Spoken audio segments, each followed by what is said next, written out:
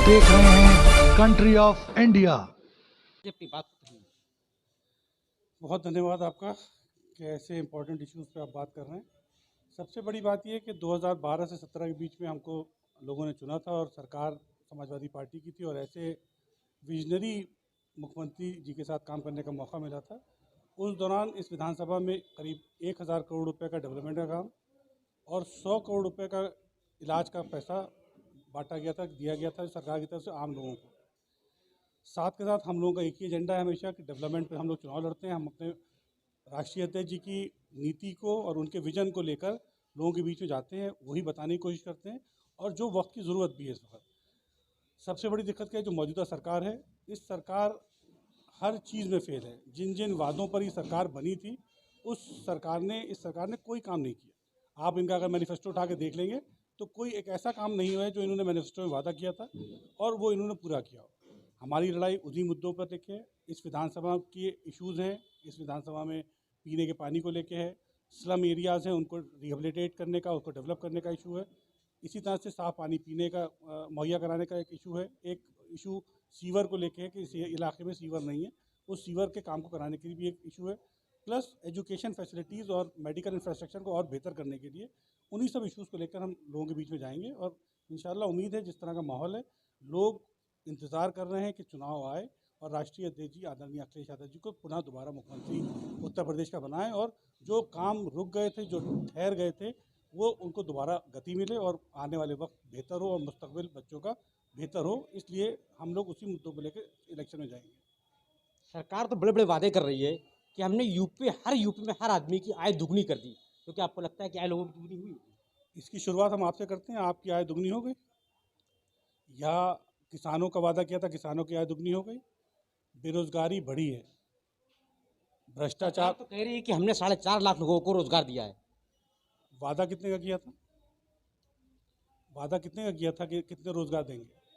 और इन्होंने रोजगार छीना है, कारोबार छीना है, इन्होंने हर चीज़ से लोगों को सिर्फ परेशानी दी है और उसी का नतीजा है कि कोई विधायक बीजेपी का अपने क्षेत्र में जाकर वोट नहीं मांग सकता। आप देखिए ना कि उप मुख्यमंत्री जी अपने क्षेत्र में कल चले गए थे काफ़ी ज़माने बाद, तो लोगों ने उनका किस तरह से स्वागत किया, आपने भी देखा होगा, वो वीडियो बहुत वायरल हुआ हुआ है।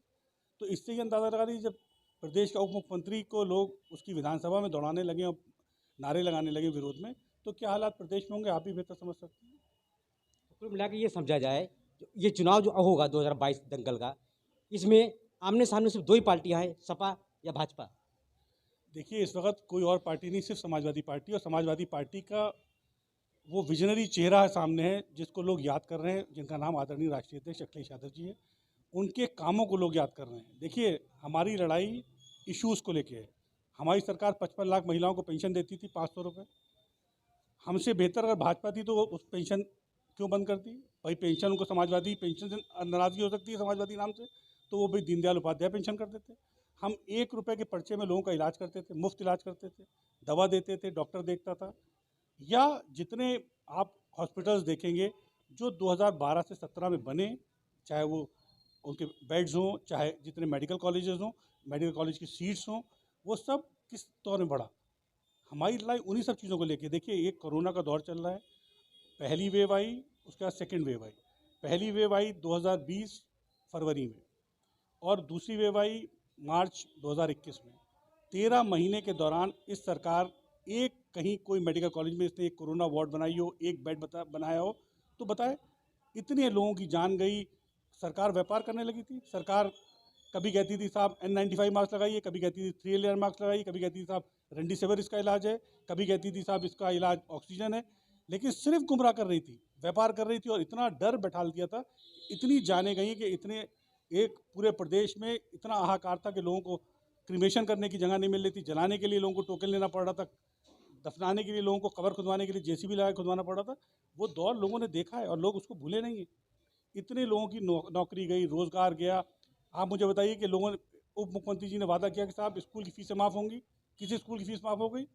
किसी बच्चे को जब माँ बाप का कारोबार बंद है, नौकरियाँ नहीं हैं, तनख्वाह नहीं मिल रही, तो कहाँ से बच्चे की फ़ीस देंगे? किसी स्कूल वाले ने 5 रुपये फ़ीस ख़त्म नहीं करी। ये सरकार सिर्फ झूठे वादे, झूठा प्रचार और गुमराह करने में मास्टर है, उसी का काम ही कर रही है। लेकिन लोग अब समझ चुके हैं और लोग सिर्फ इंतजार कर रहे हैं कि आने वाले वक्त में उत्तर प्रदेश में और ख़ासतौर से लखनऊ में जिस दिन चुनाव होगा 23 फरवरी को, लोग अपने गुस्से का इजहार वोट देकर करेंगे। और इस बार राष्ट्रीय अध्यक्ष जी ने जो कहा है कि 400 पार, तो 400 सीटों का भी कोई बड़ी बात नहीं कि 400 सीटें समाजवादी पार्टी को मिली। जिस तरीके से यूपी सरकार, भाजपा सरकार के कैबिनेट मिनिस्टर ब्रजेश पाठक जी अब चिट्ठी लिखकर कहते हैं सरकार से कि हमें वेंटिलेटर चाहिए और ऑक्सीजन चाहिए, वो चीज़ नहीं मिलती है, तो क्या उसका असर भी इस चुनाव पे पड़ेगा? इस पर भी बातचीत करेंगे। देखिए, हर चीज़ का असर पड़ेगा। जितने लोग आप लोगों से मिलेंगे, कोई घर ऐसा नहीं है, कोई परिवार ऐसा नहीं है जिसके घर में कोरोना ना हुआ हो, उसके रिश्तेदारों में या उसके दोस्तों में कोरोना ना हुआ हो, या उसने उस कोरोना के दौर को ना देखा हो। इन्होंने, सरकार ने सिर्फ लोगों को बेसहारा छोड़ दिया था, ना कोई इंतज़ाम, सिर्फ एक डर का माहौल पैदा कर दिया था कि लोग अपने अपने जो बीमार पड़ जाते थे उनको छोड़ के भागे जा रहे थे। सरकार के काम है लोगों को फैसिलिटी देना। सरकारें चुनी जाती हैं आपको सहूलियत देने के लिए। ये सरकारें सहूलियत देने का नाम ये कहते हैं कि साहब कोई आदमी आवाज़ उठाए उसके खिलाफ मुकदमा लिख दो आप, और किसी वर्ग को नहीं छोड़ा। पत्रकारों पे बताइए, एक पत्रकार ने बेचारे ने एक न्यूज़ छाप दी थी कि वो जो असलियत थी कि साहब रोटी और नमक बच्चों को खिलाया जा रहा है, तो उसके साथ बताइए किस हैक के साथ उसको जेल में भेजा था। किसी वर्ग को इन्होंने छोड़ा नहीं है। हर वर्ग इनसे नाराज़ है और बेपनाह नाराज़ है। और आने वाले वक्त में आप देखिएगा कि इनका क्या असर होगा। और मुझे तो डर है कि ये कोई मुख्यमंत्री उप मुख्यमंत्री इस बार चुनाव जीत नहीं पाएगा। ये आप आने वाले वक्त में 10 मार्च को हम आप फिर मिलेंगे, तब आप देख लीजिएगा क्या रिजल्ट आते हैं। हर प्रत्याशी का अपना अपना तर्क होता है, क्योंकि अपनी पार्टी की बात करना, पार्टी की बात लोगों तक पहुँचाना हर प्रत्याशी का काम होता है।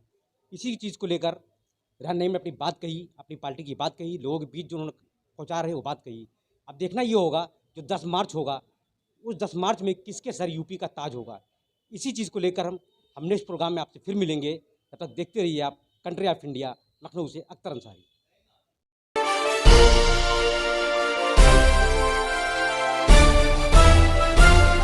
आप देख रहे हैं कंट्री ऑफ इंडिया।